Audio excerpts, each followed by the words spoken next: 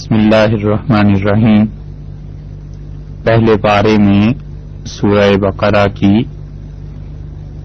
41 آیات اب تک ہو چکی ہیں اور آج سے 42ویں آیت مبارکہ اس کا ترجمہ اور اس کی تشریح آپ کی خدمت میں پیش کی جا رہی ہے۔ اللہ تعالی نے ارشاد فرمایا ہے کہ وَلَا تَلْبِسُوا الْحَقَّ بِالْبَاطِلِ، اور مت ملاؤ صحیح چیز میں غلط کو،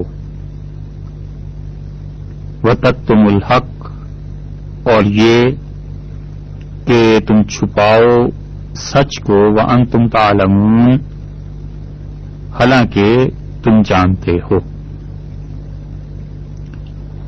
جو صحیح بات ہے، جو صحیح عمل ہے، اس میں باطل کو، غلط کو مت ملاؤ، اور اسی طرح حق کو بھی نہ چھپاؤ جبکہ تم جانتے ہو دونوں باتوں کو۔ جہاں صحیح میں غلط چیز کو ملاتے ہو، اس کو بھی جانتے ہو کہ حق اور باطل میں گڈمٹ تم کہاں کرتے ہو، اور اس کے ساتھ ساتھ جب تم جان بوجھ کے کتمان حق کے مجرم بنتے ہو تو تمہیں معلوم ہوتا ہے تو جان بوجھ کے ایسے نہ کرو۔ اس آیت کریمہ میں پہلا نیا لفظ جو آیا ہے وہ تلبسو ہے، اور تلبسو کا لفظ دو طرح سے استعمال ہوتا ہے۔ اصل میں یہ لفظ لبس الثوب کے معنی میں بھی آتا ہے کہ لبس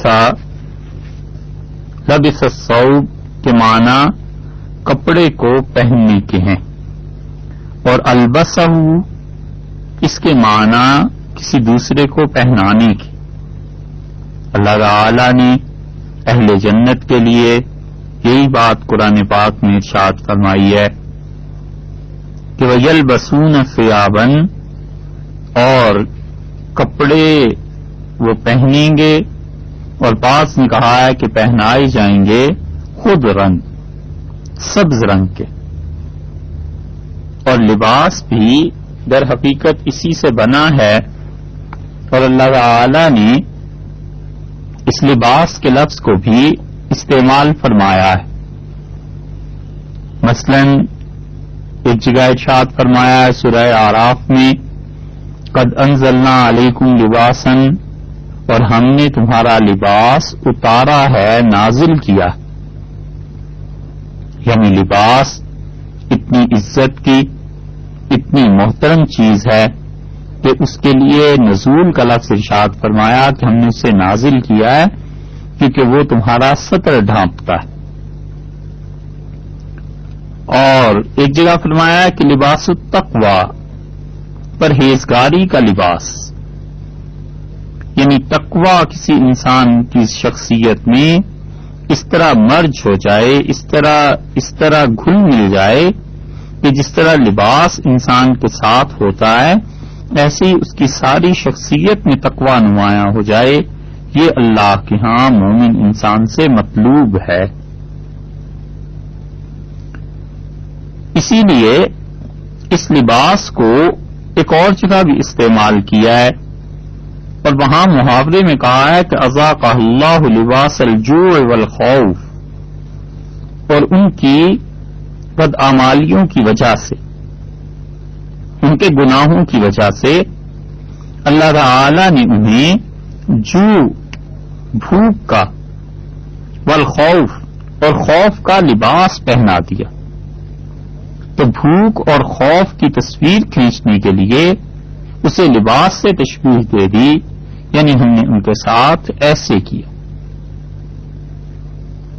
ایک بستی کے متعلق بھی ارشاد ہے کہ اس بستی والوں نے خدا کی ناقدری اس کے انعامات کی اور نافرمانی پہ کمر باندھ لی، تو اللہ نے فرمایا ہے کہ اس بستی، اس ملک کو، اس جگہ کو ہم نے خوف اور بھوک کا لباس پہنا دیا۔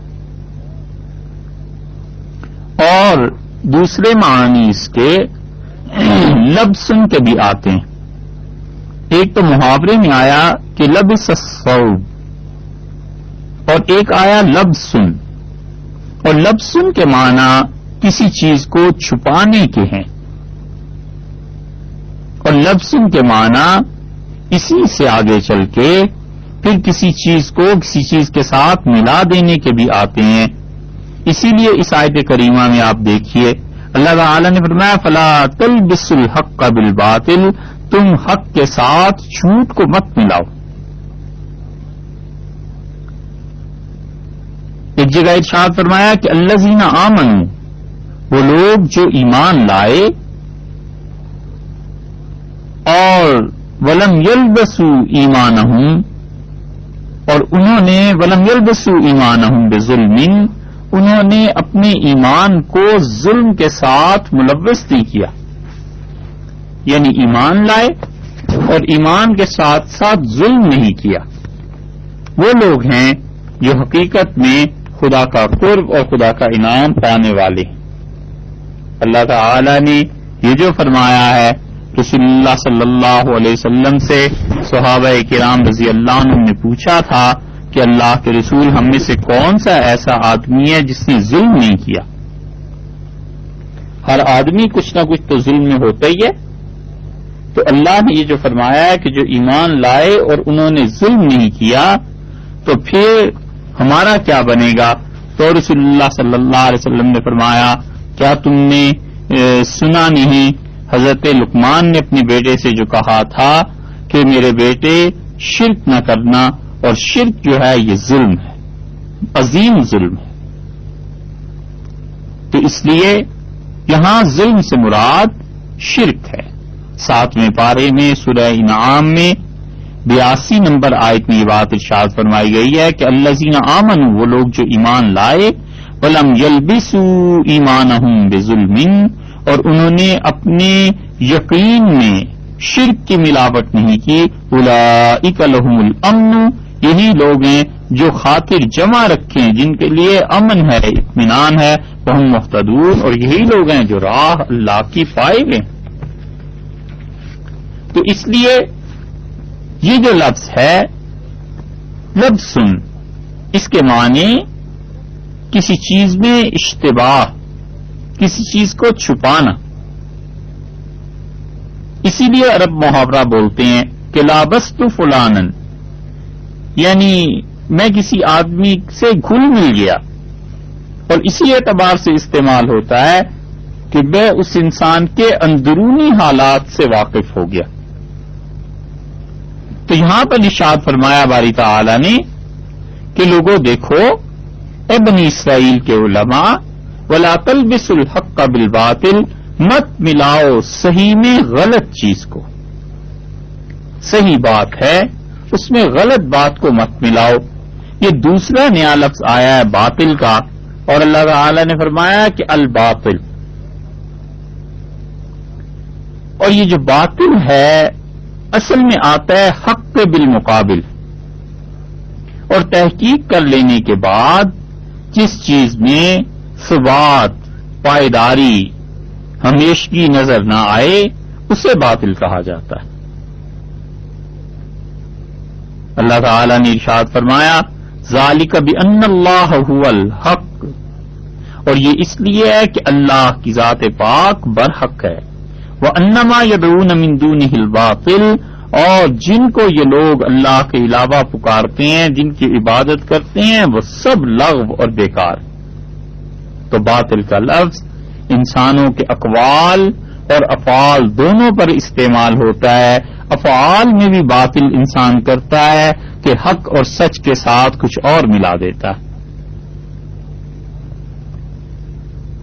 نماز پڑھتا ہے تو جب یہ اندازہ ہوا کہ کوئی صاحب ایسے جماعت میں شامل ہو گئے ہیں جنہیں ہماری قرات بہت پسند ہے، تو قرات طویل کر دی، تو وہ نماز اللہ کے لیے تھوڑا ہی رہی، وہ قرات اللہ کے لیے تھوڑا ہی رہی، وہ تو سانے والے کی نظر ہو گئی، لے لیں اس سے جو اجر لینا ہے.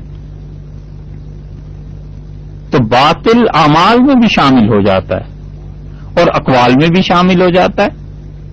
اقوال میں ایسے جیسے یہ یہودی کرتے تھے بنی اسرائیل کے علماء، اور بہت مثالیں اس کی مل جائیں گی۔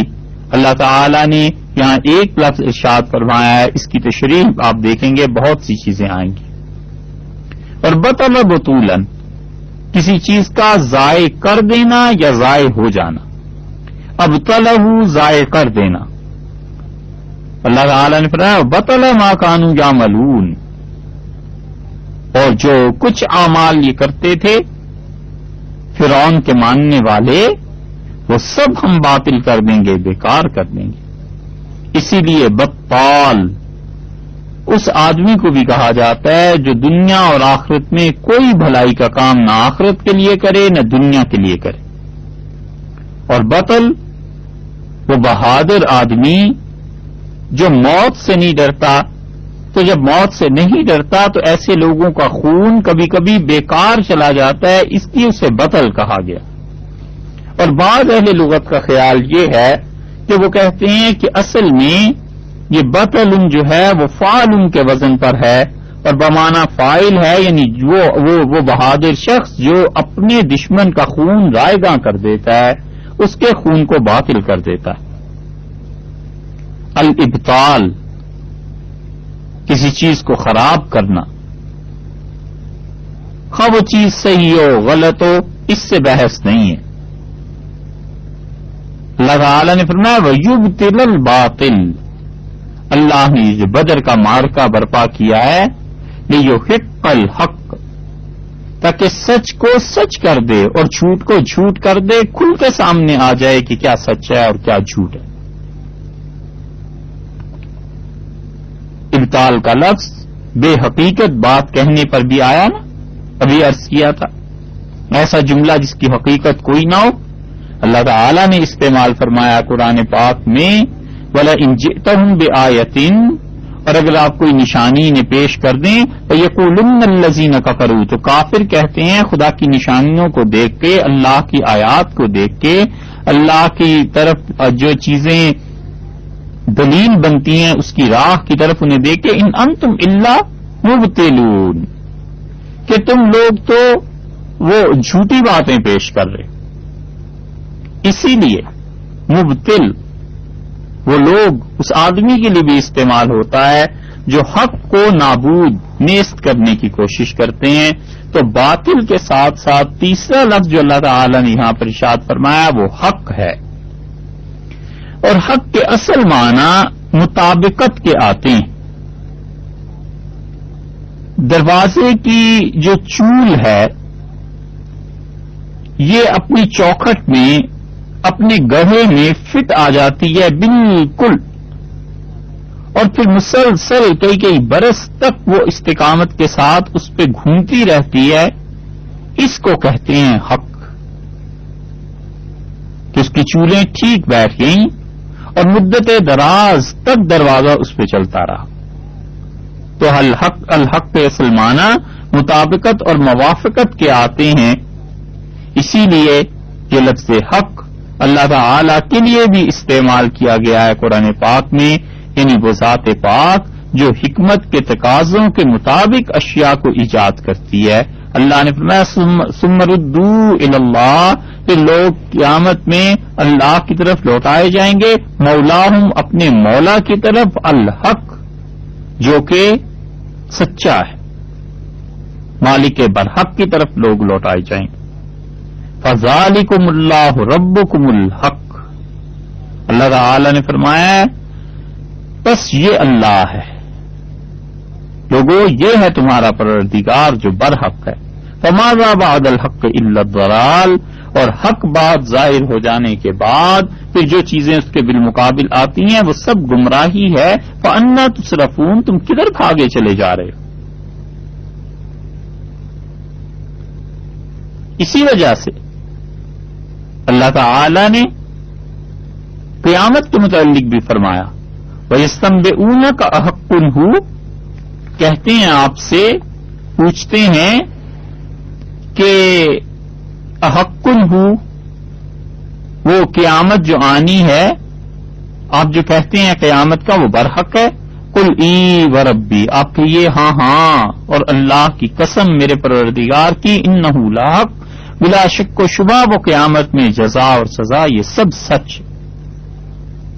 قیامت کو حاقہ اس لیے کہا جاتا ہے کہ اس میں جزا انسانوں کی ان کے اعمال کے ساتھ فٹ ہو جائے گی، ٹھیک فٹ بیٹھے گی جزا اعمال کے ساتھ۔ جو برے کام کرتے رہے اس کے مطابق سزا ملی، جو اچھے کام کرتے رہے اس کے مطابق اللہ نے اجر دیا۔ 29ویں بارے میں آیا ہے نا، الحاقۃ ما الحاقہ، اور وہ حقیقت میں پہ مبنی، وہ سچ مچ ہو جانے والی چیز، اور وہ سچ مچ ہو جانے والی وہ حقیقت پہ مبنی چیز کیا ہے؟ وما ادراک ما الحاقہ، اور آپ کو کیا معلوم، مخاطب تمہیں کیا پتا ہے کہ وہ قیامت کا دن کیا ہے؟ پھر اللہ نے اس حق کی تشریح کی ہے۔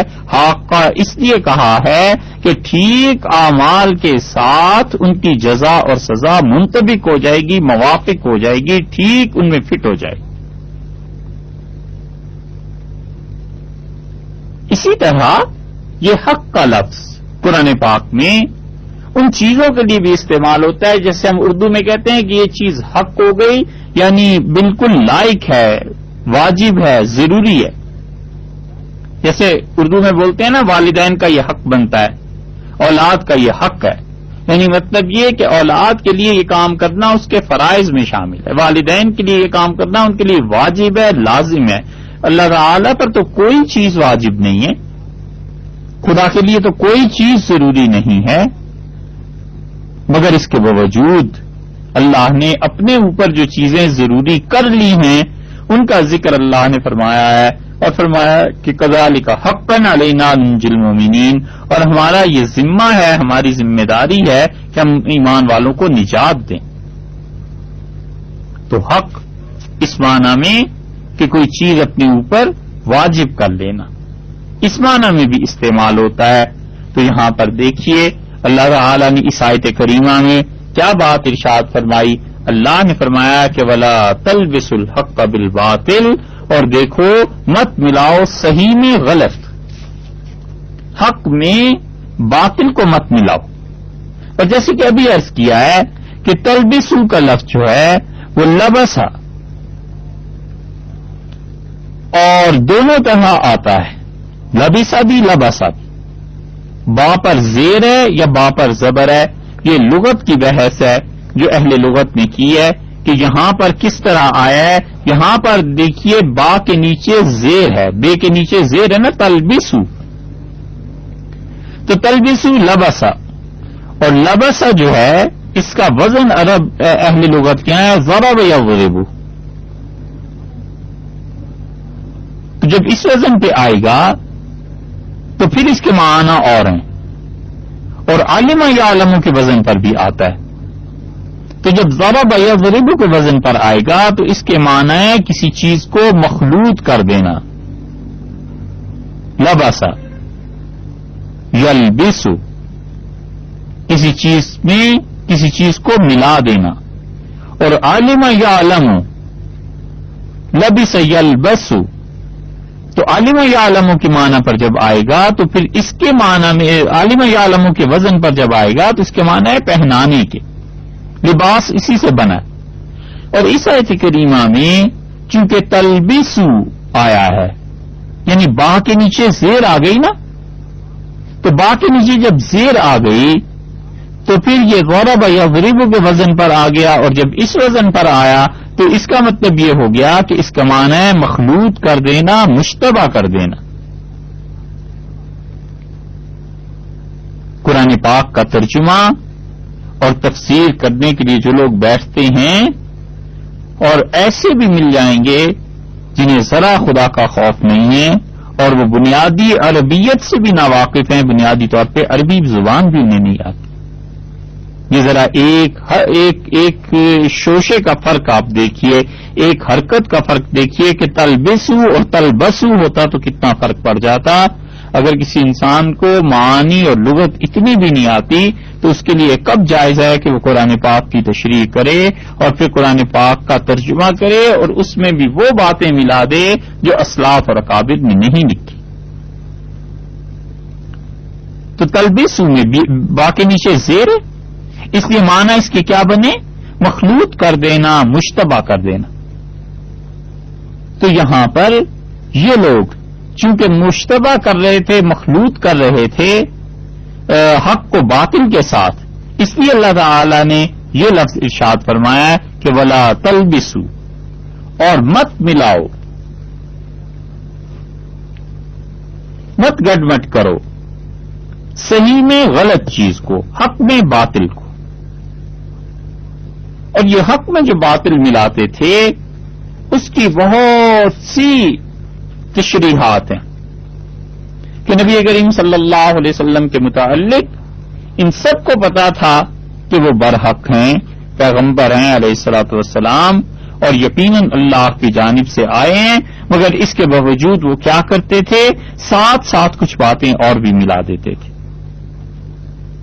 اللہ تعالی نے قرآن پاک میں یہودیوں پر کتاب کے سلسلے میں، تورات کے سلسلے میں جتنے بھی ان کے جرائم گنوائے ہیں، مناسب معلوم ہوتا ہے کہ یہاں اس کی تشریح کچھ عرض کر دی جائے۔ کل پورے قرآن پاک میں جہاں تک اپنے ناقص علم میں آیا ہے 6 جرائم ہیں جو اللہ نے ان کے گنوائے۔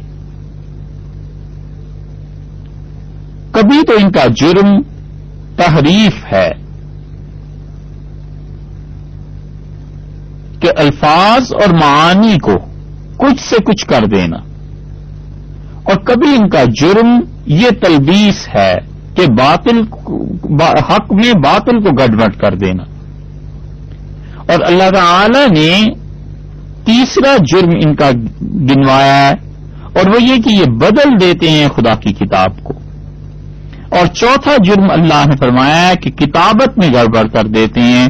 پانچواں جرم کراتیس، صفحات، وہ چیزیں جن پہ لکھی جاتی ہیں، کچھ چھپاتے ہیں کچھ سامنے کرتے ہیں۔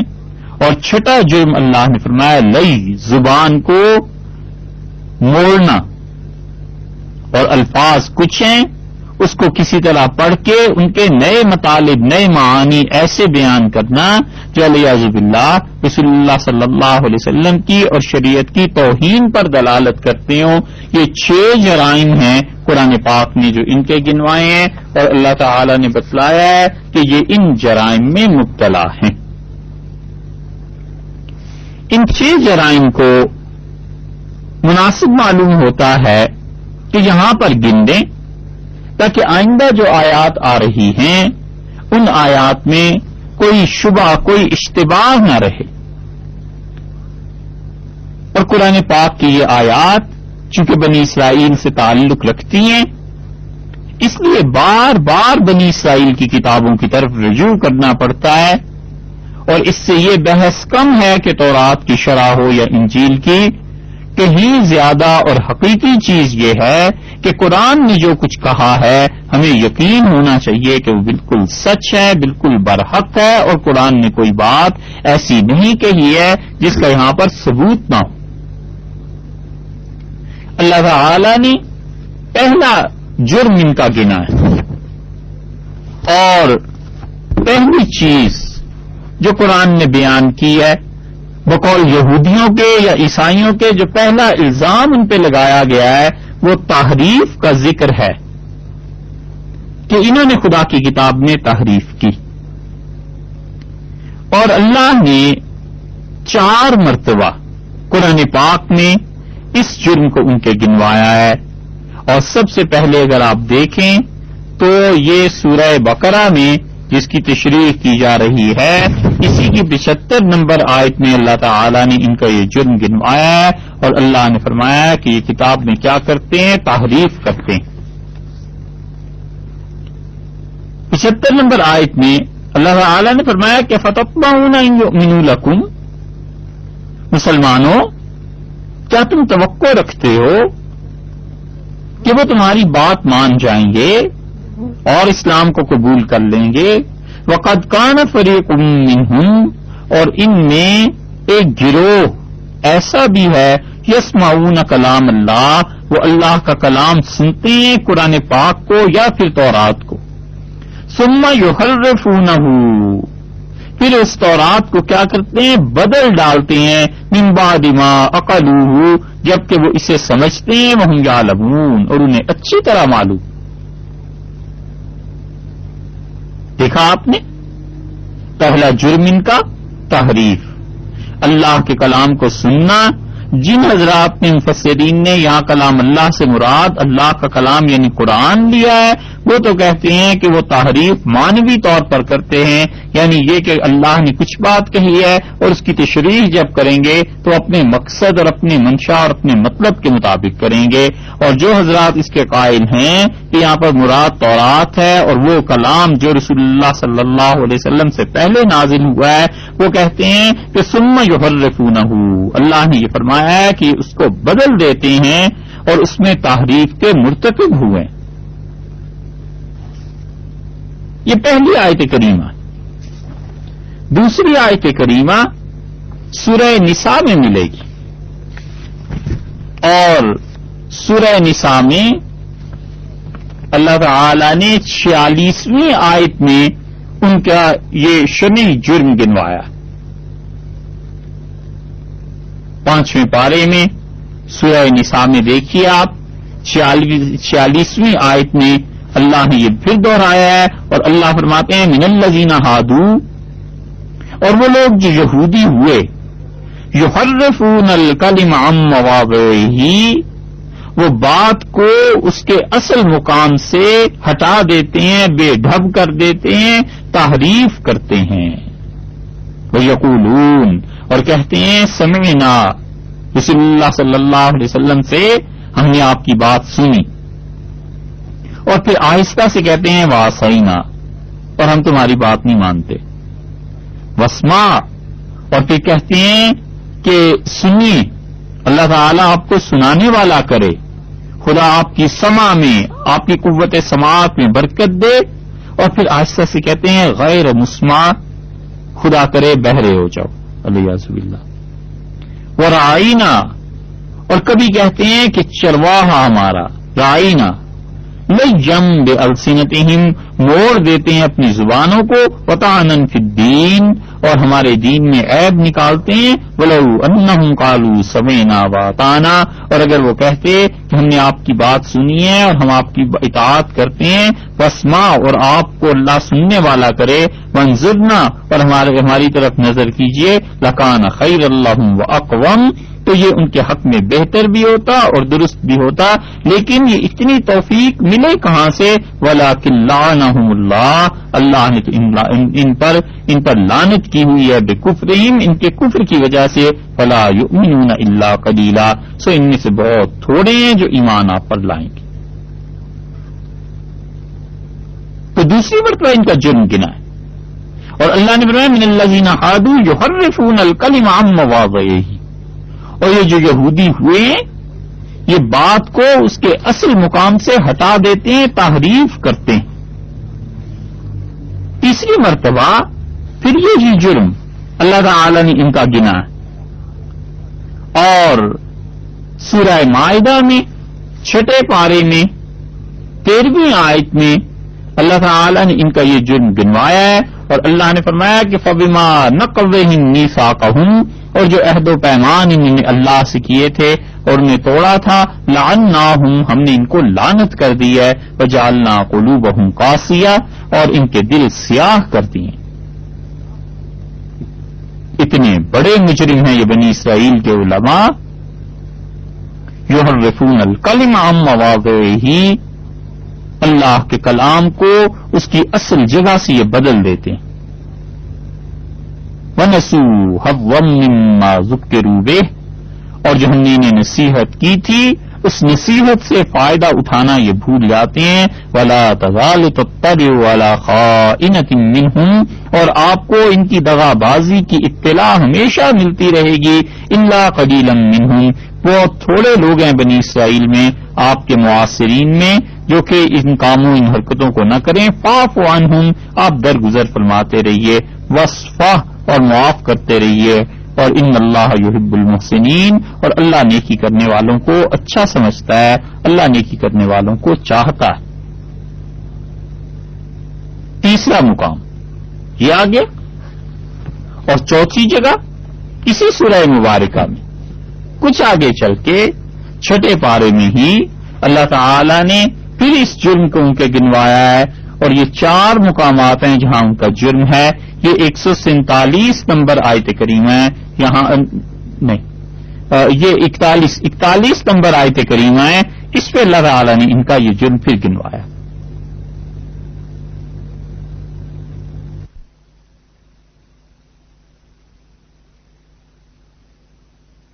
اللہ نے ارشاد فرمایا ہے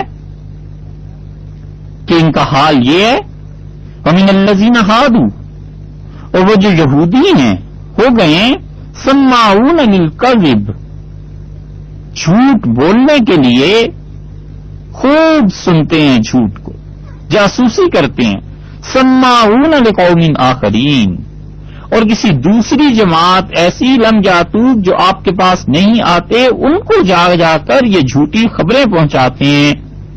یہ آپ کی مجلس مبارکہ میں آ کے یہاں سے سن کے وہاں جا کے انہیں بتاتے ہیں کہ کیا ہو رہا تھا، اور یہاں پر تو کوئی بات ہوتی نہیں تھی۔ رسول اللہ صلی اللہ علیہ وسلم کی مجالس میں سوائے حق اور خیر کے ان کی ساری حیات طیبہ جو لوگوں کے سامنے تھی اور جو پرائیویٹ لائف تھی، گھروں کے جو اندر تھی اور باہر تھی، سب کی سب بے عیب تھی، اور اللہ تعالی کی خاص عصمت رسول اللہ صلی اللہ علیہ وسلم کے حال میں شامل تھی۔ یہاں کون سا عیب نکلتا؟ یہ منافق آتے تھے یہودی، اور رسول اللہ صلی اللہ علیہ وسلم کے یہاں تو کوئی عیب ملتا نہیں تھا، جا کر اپنی طرف سے بیچ میں باتیں ملا کے بتا دیتے تھے۔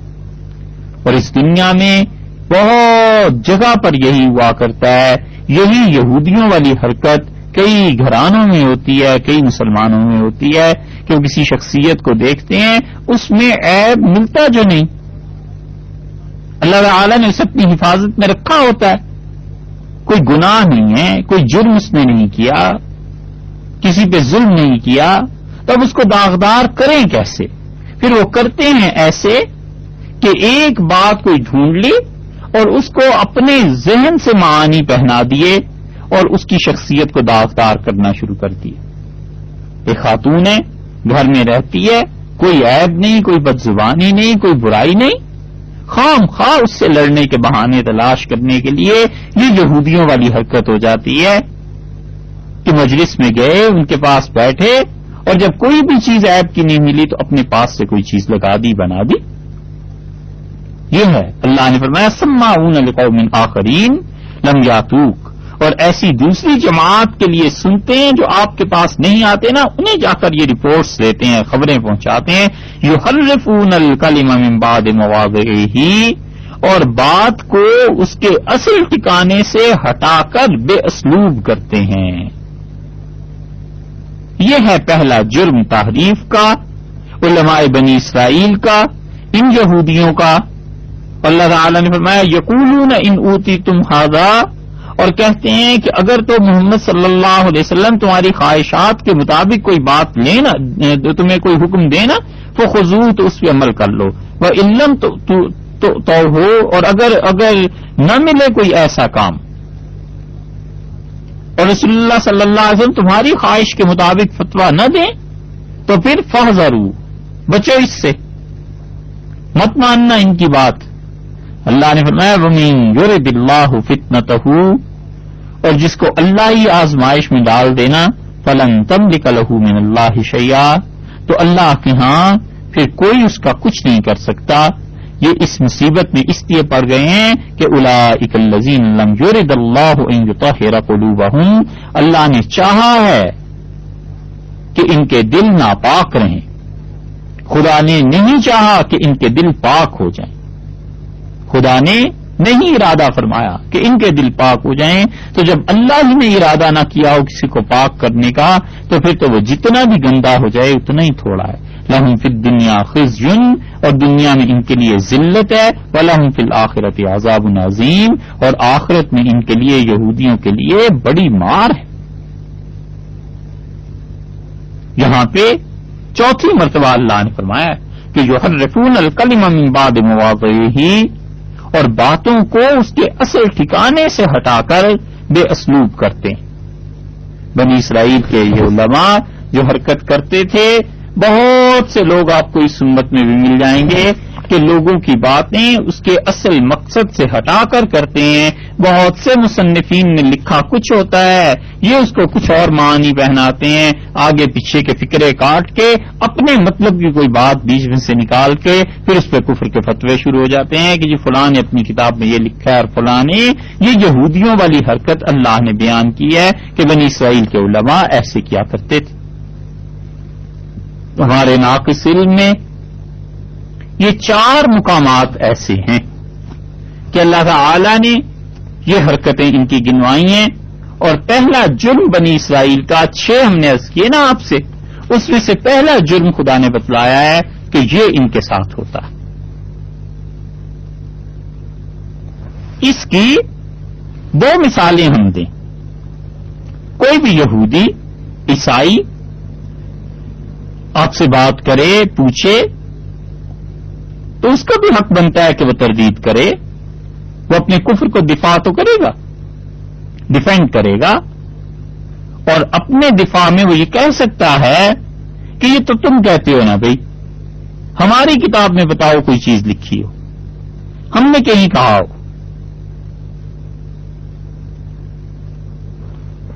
ہماری کتابوں میں کہیں آیا ہو. ایسی واضح مثالیں اللہ تعالی نے ان پر جو لعنت کی ہیں اب تک بائبل میں ملتی ہیں کہ کس طرح یہ خدا کی کتابوں میں تحریف کرتے تھے.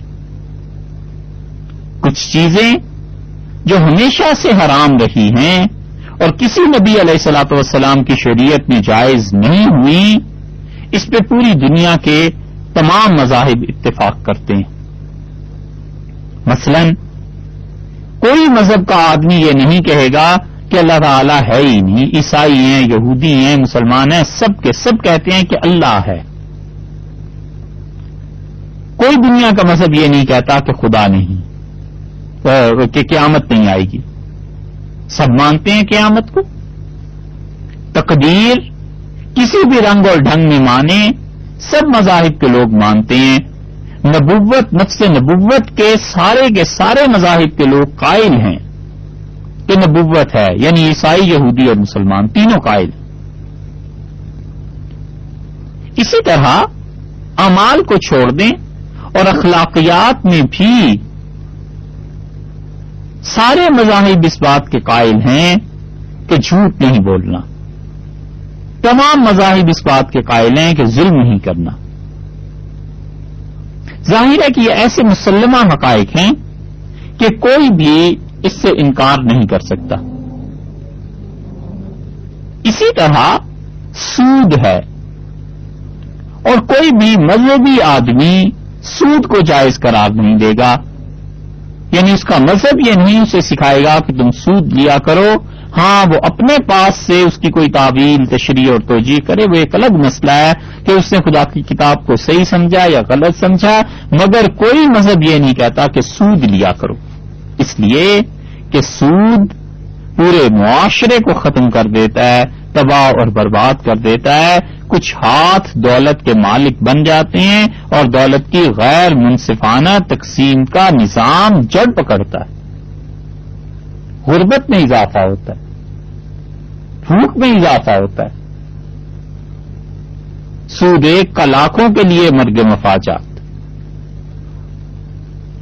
اور یہاں آپ دیکھیے، اصولی طور پر سود بائبل میں بھی حرام، یہودیوں میں، عیسائیوں میں، مسلمانوں میں، سب میں حرام ہی ہے نا، ہونا بھی چاہیے تھا.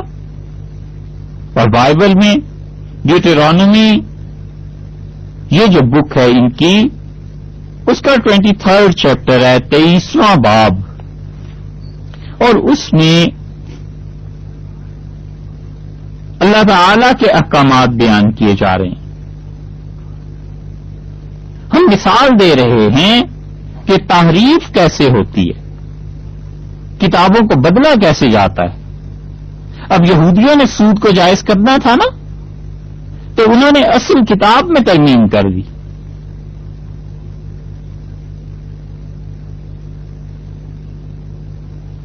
انہوں نے اس کے 19th سینٹنس میں کہا ہے کہ اللہ تعالی نے یہ حکم دیا کہ do not take interest from any Israelite on anything money اور فوڈ اور any other goods which you let him have. اور دیکھو جو بھی بنی اسرائیل کا ہے اس سے کبھی بھی تم سود نہ لینا اور کسی چیز پر سود نہ لینا، منی پر نہ لینا، رقم پہ، فوڈ پہ، کھانے پہ سود نہیں لینا. کھانے کی خرید و فروخت جب تم یہودیوں کے ہاتھ بیچ رہے ہو تو یہودیوں سے کوئی سود نہیں لینا.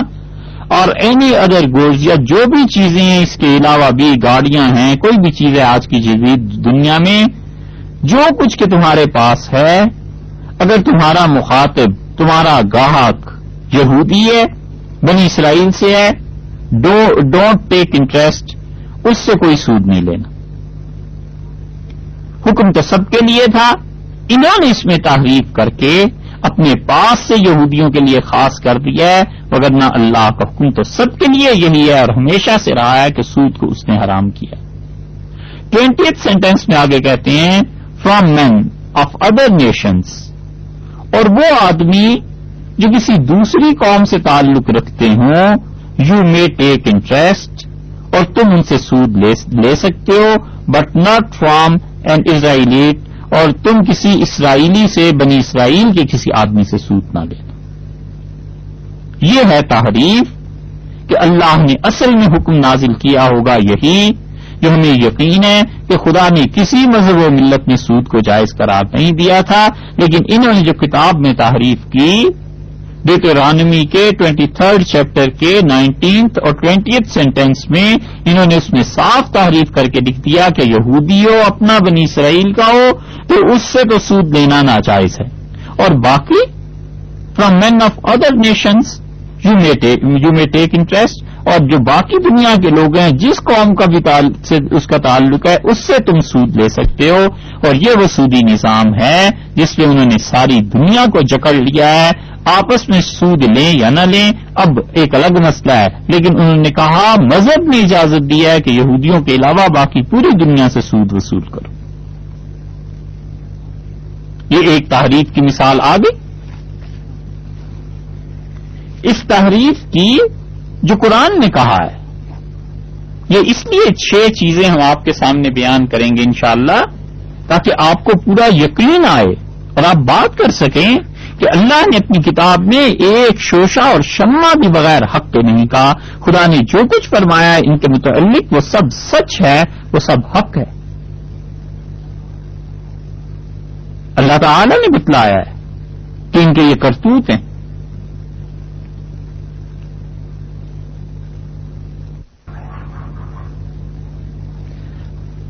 تورات کا یہ 3 چیپٹر لیویٹیکس کے نام سے، اردو میں اخبار کے نام سے جو چھپتا ہے، اس کے 11th چیپٹر کو آپ کھول لیجئے. اور یہ تحریف کی دوسری مثال ہے جو ہم دے رہے ہیں کہ قرآن نے جو کہا ہے نا کہ یحرفون الکلم، اللہ کی باتوں کو بدلتے ہیں اور بے ڈھنگ کرتے ہیں اور بے اسلوب کرتے ہیں، یہ اس کی واضح اور روشن دلیل ہے. 11th چیپٹر میں 41st اور 42nd 2 سینٹنسز ہیں، ان کو ذرا آپ سنیے. یہاں پر بیان یہ چل رہا ہے کہ اللہ تعالی نے کیا کیا چیزیں حرام قرار دی اور خدا نے کن چیزوں کو جائز قرار دیا کھانے پینے میں. کہتے ہیں کہ اللہ کا حکم یہ آیا ہے کہ everything which goes flat on its body on the earth is disgusting. ہر وہ جانور، ہر وہ چیز جو زمین پر رینگتی ہے اور اس کا جسم زمین پر لگتا ہے، وہ ناپسندیدہ قرار دے دی گئی، جسے ہم مکروہ تحریمی کہتے ہیں، حرام کہتے ہیں. خدا نے اسے ناپسند فرمایا. And is not to be used for food, اور یہ چیز جو زمین پہ رینگتی ہے خوراک کے لیے استعمال نہیں ہو سکتی اسے کھایا نہیں جائے گا. رینگنے والے جتنے بھی جانور ہیں اس کے ضمن میں آ گئے. ٹھیک ہے صاحب. 42nd سینٹینس دیکھیے. کہتے ہیں what ever goes on its stomach, اور ہر وہ چیز جو اپنی معدے کے بل پہ چلتی ہے, اور آن 4 feet, یا وہ چیز وہ جانور جو 4 پایوں پہ چلتا ہے, اور has a great number of feet, یا اس کے بے انتہا پاؤں ہیں, یہ سب کے سب جانور, even all those going flat on the earth, اور جو بھی جانور زمین پہ رینگتے ہیں, may not be used for food, یہ سارے جانور کھانے کے لیے استعمال نہیں کیے جائیں گے, for they are disgusting, اس لیے کہ یہ سارے کے سارے خدا کو ناپسند ہیں, مکروہ قرار دیے گئے ہیں, حرام قرار دیے گئے. پہلے تو زمین پہ رینگنے والے جانور تھے, اس کے بعد دوسرا مرحلہ دیکھیے تو انہوں نے کہا وہ تمام جانور جو پیٹ کے بل زمین پہ چلتے ہیں. ٹھیک ہے جناب. تیسرے مرحلے پہ انہوں نے کہا تمام وہ جانور جو 4 پیروں پر چلتے ہیں وہ بھی حرام ہیں. آن 4 feet, جب یہ 4 پیروں پر چلنے والے بھی حرام ہو گئے تو اونٹ ہے, بکرا, دمبا, اس قسم کی چیزیں ہیں, گائے ہے, یہ سب کے سب بھی تو حرام ہو گئے. اور پھر جن جانوروں کا گوشت وہ استعمال کرتے ہیں وہ بھی تو حرام ٹھہرے. آخر دنیا میں پھر کون سا جانور جائز رہا؟ رینگنے والے بھی حرام, چوپائے بھی حرام, اور اس کے بعد حشرات الارض جن کے لا تعداد پاؤں ہوتے ہیں, ہشت پایا بھی جنہیں کہتے ہیں, یہ سب کے سب خدا کو ناپسند ہیں اور یہ سب کے سب حرام قرار دیے گئے ہیں. یہ نہیں ہو سکتا کہ اللہ تعالی نے اس طرح سے آیت نازل کی ہو. اللہ نے تو فرمایا ہے قرآن پاک میں کہ فلاں فلاں چیز کو ہم نے یہودیوں پر حرام قرار دیا تھا, اور اس کی وجہ یہ کہ یہودی جو تھے یہ بہت زیادہ خدا کے نافرمان ہو گئے تھے. اگر ان آیات کو جو تورات میں ہیں یا یہ جو سینٹینسز ہیں ایسے ہی مان لیا جائے جس طرح کے یہ بظاہر لکھے ہوئے نظر آتے ہیں, تو آپ خود سوچ لیجئے کہ پھر کون سی ایسی چیز ہے جو کھانے کے لیے جائز رہی. اس کا مطلب یہ ہے کہ انہوں نے ان آیات میں یقیناً تحریف کی ہے, کچھ نہ کچھ چیز بیچ میں سے ملائی ہے اپنے لیے اور کوئی نہ کوئی چیز نکالی. اونٹ کو یہ حرام کہتے تھے, اللہ تعالی نے بتایا کہ اونٹ حرام نہیں ہے, وہ تو ایک خاص وجہ سے حضرت اسماعیل علیہ الصلوۃ والسلام نے اپنے اوپر ناجائز قرار دے دیا تھا. اور اسی طرح اور بہت سی چیزیں اللہ تعالی نے فرمایا کہ ہم نے ان پہ حرام قرار دی تھی کیونکہ یہودی خود ان کرتوتوں اپنے کرتوتوں کی وجہ سے اس کے مستحق ٹھہرائے گئے تھے. تو یہ دوسری مثال ہے اس کی جو اللہ تعالی نے فرمایا ہے کہ تحریف کے مرتکب ہوئے 4 جگہ قرآن پاک میں اللہ تعالی نے ان پر یہ الزام, یہ ان کا جرم گنوایا, اور 4 جگہ کے بعد ہم نے 2 مثالیں اس کی آپ کے سامنے رکھ دیں کہ اب تک یہ جو تورات ہے, جو انجیل ہے, اس میں ایسی چیزیں آپ دیکھ لیں گے بلا تکلف اور بغیر کسی شک و شبہ کے. اس سے معلوم ہوتا ہے کہ اللہ نے جو چیزیں ارشاد فرمائی تھیں وہ بالکل سچ ہے. اور یہ بھی معلوم ہوتا ہے کہ نبی کریم صلی اللہ علیہ وسلم جنہوں نے تورات کو بالکل نہیں پڑھا تھا اور ان چیزوں کو نہیں جانتے تھے, ان کی یہ اپنے پاس سے چیز نہیں ہے, انہوں نے اس چیز کو اپنے پاس سے نہیں لکھا قرآن کو, بلکہ قرآن اللہ ہی کی کتاب ہے, اللہ ہی نے اس کو نازل کیا. سورہ انعام میں 8ویں پارے میں اگر آپ دیکھنا چاہیں تو 146 نمبر آیت کریمہ مل جائے گی. اس میں اللہ نے کہا وعلی الذین ہادوا حرمنا کل ذی ظفر, اور ہم نے یہودیوں پر حرام کیا تھا ہر ناخن والا جانور, جس جانور کے بھی ناخن. ومن البقر والغنم, اور گائے اور بکری میں سے حرمنا علیہم شحومہما, ہم نے ان دونوں کی چربی ان پر حرام کی تھی. یہ ہے اصل صورتحال. یہ نہیں ہے کہ زمین پہ چلنے والے چار چوپائے سارے ان پہ حرام ہو گئے تھے. الا ما حملت ظہورہما، اللہ نے فرمایا مگر وہ چربی جو ان دونوں جانوروں کی پشت پہ ہو، گائے کی اور بکری کی، اب الحوایا یا جو آنتوں سے ملی ہوئی ہو، اور مختلط بعظم یا جو ہڈی کے ساتھ ملی ہوئی ہو، ہم نے کہا یہ چربی تم کھا سکتے ہو، اس کے علاوہ ان دونوں جانوروں کی باقی چربی ساری تم پر حرام ہے. اور یہ جو جانور ہیں ناخن والے یہ بھی حرام ہے. اور پھر اللہ نے کہا ذالک جزیناہم ببغیہم، اور لوگوں یہ ہم نے ان کو سزا دی تھی ان کی شرارت پر، باغی ہو گئے تھے ہمارے. وَإِنَّا لَصَادِقُونَ، اور لوگوں ہم سچ کہتے ہیں. یہ ناخندار اونٹ ہوتا ہے نا، ناخن والا اونٹ ان پہ حرام تھا، اصل میں حرام نہیں تھا. اس لیے خدا کا آخر پہ یہ کہنا کہ وَإِنَّا لَصَادِقُونَ، اور لوگوں ہم سچ کہتے ہیں. یہ اتنی شدت سے جو بات ارشاد فرمائی ہے یہ در حقیقت اسی چیز کا رد ہے کہ یہ کہتے ہیں خدا نے حرام کر دی تھی ساری چیزیں. یہ کیوں نہیں کہتے کہ اللہ نے ان جانوروں میں سے کچھ خاص قسم کے جانور اور خاص قسم کی چربی ہم پہ حرام کی تھی، اور وہ بھی اصل میں حرام نہیں تھی بلکہ ہماری شرارتوں کی وجہ سے ہم پہ حرام ہو گئی تھی. یہ ہے تحریف کی مثال. دو مثالیں آپ کے سامنے پیش کی. دوسرا جرم جو اللہ تعالی نے ان کا گنوایا ہے وہ اسی آیت کریمہ میں آ گیا نا کہ اللہ تعالی نے فرمایا کہ وَلَا تَلْبِسُوا الْحَقَّ بِالْبَاطِلِ، حق اور باطل کو گڑبڑ مت کرو. تلبیس ہے ان کا دوسرا جرم. اور یہ تلبیس 6 جرائم ہیں ان کے کتاب کے بارے میں، تورات کے بارے میں. یہ تلبیس جو ہے ایک تو اس کا تذکرہ یہاں آیا اور ایک تذکرہ اس کا اللہ تعالی نے سورہ آل عمران میں فرمایا ہے. اور سورہ آل عمران میں 3 پارے میں آپ دیکھیں گے کہ اللہ تعالی نے اسی جرم کو وہاں بھی گنا ہے. اور وہاں پہ باری تعالی نے ارشاد فرمایا ہے کہ یا اہل الکتاب، اے اہل کتاب، لم تلبسون الحق بالباطل، تم کیوں صحیح چیز میں غلط چیز کو ملاتے ہو؟ صحیح چیز میں تم کیوں آخر غلط چیز کو ملاتے ہو؟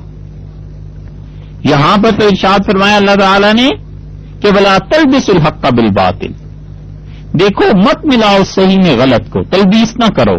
اور وہاں پر سوالیہ انداز میں فرمایا ہے کہ لِمَ تَلْبِسُونَ الْحَقَّ بِالْبَاطِلِ، اور دیکھو تم صحیح چیزوں میں غلط کو کیوں ملاتے ہو حق کے ساتھ باطل کو. وَتَكْتُمُونَ الْحَقَّ، اور تم حق بات کو چھپاتے ہو، یہ تمہارا دوسرا جرم ہے. اور یہاں اللہ تعالی نے پھر پہلے بھی سورہ بقرہ میں اس آیت میں بھی ٹھیک یہی لفظ ارشاد فرمایا وَتَكْتُمُ الْحَقَّ، اور تم حق کو چھپاتے ہو. آگے سورہ آل عمران میں وہاں بھی یہی ہے کہ وَتَكْتُمُونَ الْحَقَّ، اور تم سچی بات کو چھپاتے ہو. وَأَنْتُمْ تَعْلَمُونَ، اور جان بوجھ کر یہ کرتے. یہ 2 بار ہو گیا. ایک بار سورہ آل عمران میں، پہلی بار سورہ آل عمران میں، اور دوسری مرتبہ سورہ بقرہ میں اللہ تعالی نے ارشاد فرما دیا کہ یہ حرکتیں یہ یہودی کر رہے ہیں کہ حق میں باطل کو ملا دیتے ہیں. یعنی بات سچ ہوتی ہے تھوڑی سی، اور اس میں یہ کیا کرتے ہیں اس کے ساتھ ساتھ کچھ جھوٹ بھی شامل کر دیتے ہیں. اور اس کی مثالیں بھی آپ دیکھ لیجئے، بائبل سے دیکھیے. آپ بائبل میں اللہ تعالی نے جو کچھ ان سے کہا تھا اس میں انہوں نے کس طرح جھوٹ کو ملایا ہے محض اپنی نفسانی خواہشات کے لیے اور اپنے مقاصد کے لیے.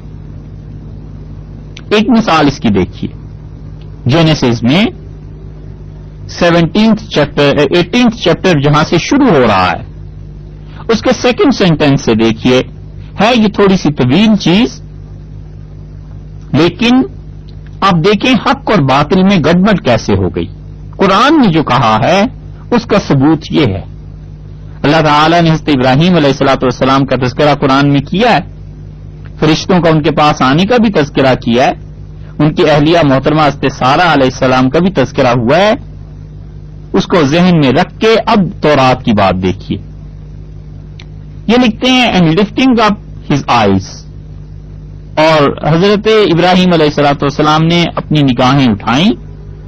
ہی سا 3 men before him، اور انہوں نے اپنے سامنے 3 مردوں کو دیکھا. اینڈ سیئنگ دیم، اور انہیں دیکھتے ہی ہی went quickly to them from the door of the tent. حضرت ابراہیم علیہ الصلوۃ والسلام اپنے ٹینٹ جو تھا ان کا خیمہ اس کے دروازے سے نکلے. And went down to his face to the earth, اور انہوں نے اپنی چہرہ مبارک کو زمین کی طرف جھکا لیا.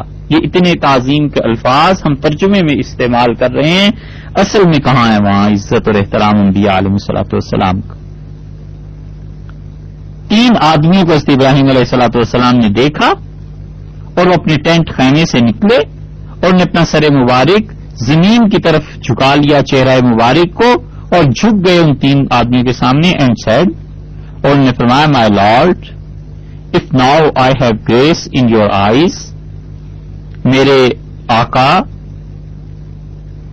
صاحب آپ مجھ پہ I have grace in your eyes, اس کا ترجمہ با محاورہ اگر کریں تو پھر بنے گا کہ I have grace in your eyes, مجھ پہ نظر کرم کیجیے، مہربانی فرمائیں. Do not go away from your servant, اور اپنے اس خادم سے دور مت جائیں. Let me get water for washing your feet, اور مجھے اجازت دیجیے میں پانی لاؤں تاکہ آپ اس سے اپنے پاؤں دھوئیں.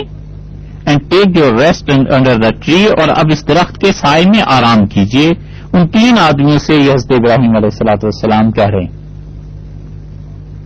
And let me get a bit of bread to keep up your strength, اور مجھے یہ بھی اجازت دیں، اتنی مہلت دیجیے کہ میں کھانا لے آؤں.